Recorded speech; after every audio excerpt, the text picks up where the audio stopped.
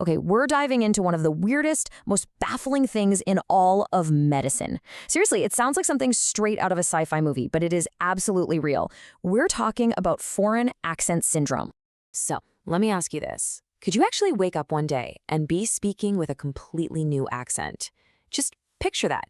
You go to bed, you wake up, and the voice coming out of your mouth sounds like it's from a place you've maybe never even been to. It's a wild thought, right? Well, today, we're going to find out if it's possible. All right, to really get a handle on just how life-changing this can be, let's start with a really powerful story, one of the first and most dramatic cases we know of.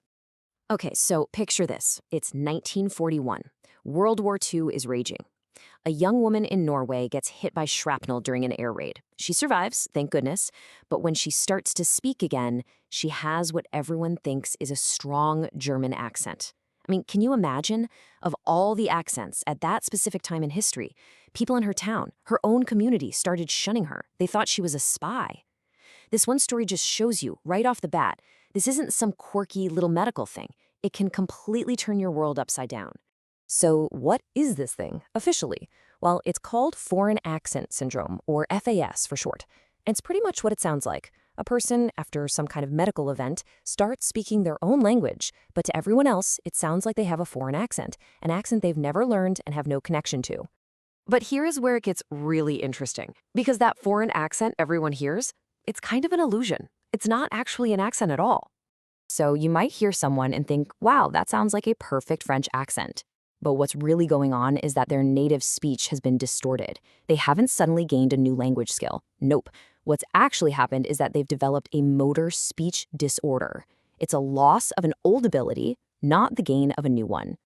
And this quote from Professor Nick Miller just nails it. He says the accent is really in the ear of the listener rather than the mouth of the speaker. Think about that. The person isn't producing a French accent. We are hearing a French accent. It's all about our perception. So why do our brains do that?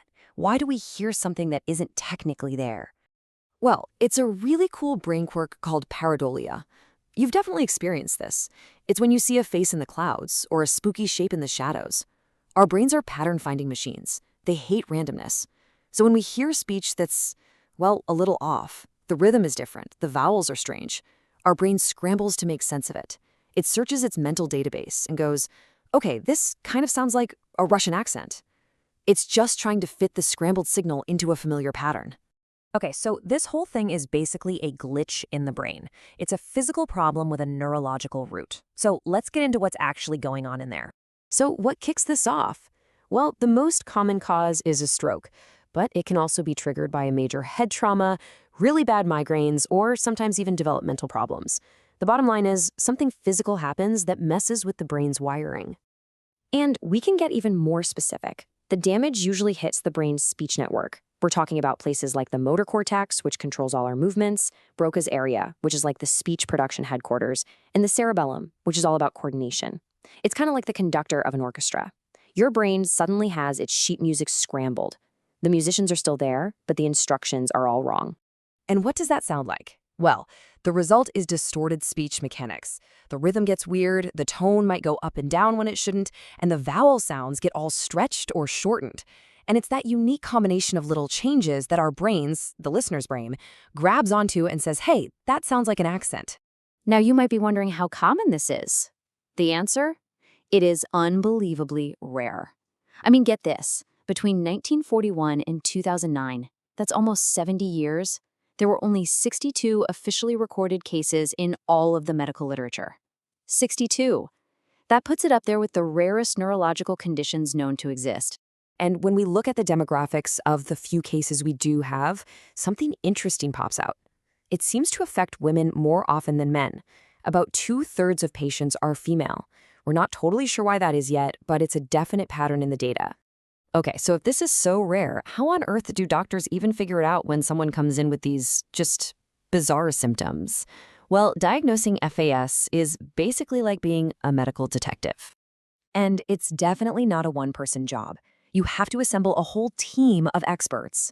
You need neurologists to look at the brain itself, speech-language pathologists to analyze every little detail of the speech, neurolinguists to connect the dots between language and the brain, and even psychologists to understand the huge emotional toll this takes on a person.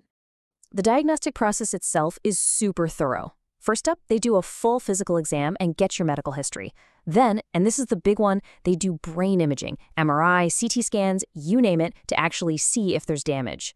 After that, they do a really detailed analysis of the speech itself. And finally, a psychological evaluation to make sure nothing else is at play. And what they found is that FAS isn't just one thing. There are actually a few different subtypes.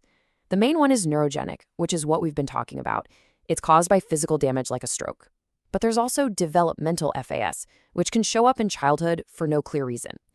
And then there's psychogenic FAS, which is actually linked to a psychiatric disorder, not a physical injury. And figuring out which type it is, that's absolutely crucial for getting the right kind of help. So we've talked a lot about the science, the brain, the diagnosis, but let's not forget there's a human being at the center of all this, someone who's basically lost a piece of themselves. So what's it actually like living with a new voice? Well, for most people, treatment means a lot of intense speech therapy tailored specifically to them. Therapists basically have to help them relearn how to make the exact sounds of their original accent. It's a really tough road, but there is some good news. About a quarter of patients, 1 in 4, do eventually get their old voice back. And scientists are exploring some really cool ideas for future treatments. One thought is that using musical skills, like singing, could help retrain the brain to control pitch and rhythm. Another one, which is just wild, is using 3D systems to show patients their tongue movements in real time on a screen so they can literally see what they need to do to make the right sounds. Which really brings us to the biggest question of all, doesn't it? I mean, your voice, it's so much of your identity. It's how you connect with people. It's how you know yourself. So what happens to your sense of self when one day that voice is just gone and a stranger's voice comes out instead? At the end of the day, it's so important to remember that foreign accent syndrome is not a cool party trick. It's not some magic new skill. It's a serious neurological disruption. It's a glitch in the very wiring of the brain that doesn't just change how someone talks, it changes who they are, both in their own head and to everyone around them.